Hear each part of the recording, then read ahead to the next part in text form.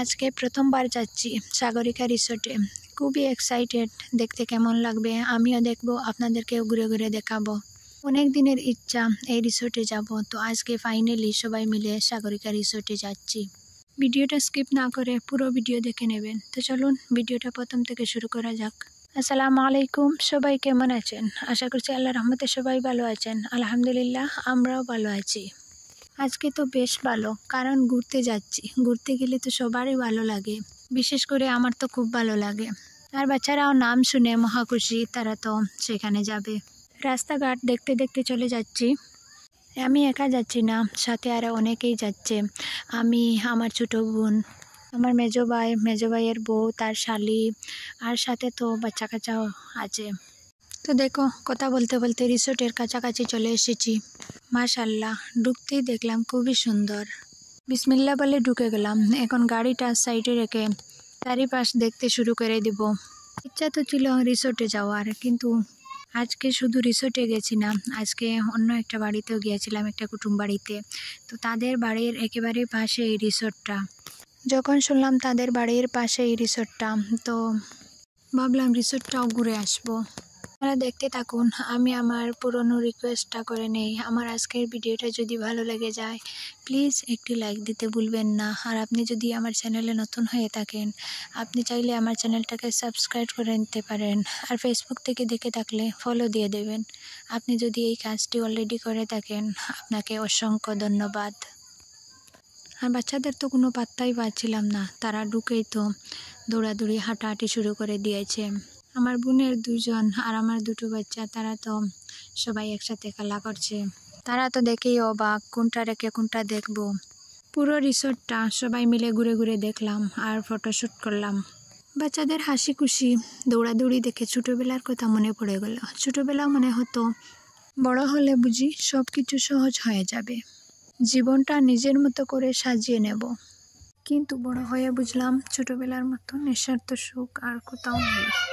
তখন আনন্দের জন্য এত হিসাব ছিল না, কাউকে প্রমাণ করার কিচ্ছু ছিল না।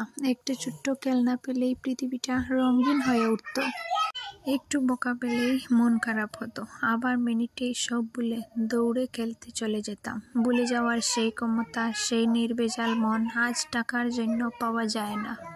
সময়ের সঙ্গে বুঝেছি, বড় হওয়ার মানে শুধু বয়স নয়, দায়িত্ব, চিন্তা আর অপ্রকাশিত কষ্ট।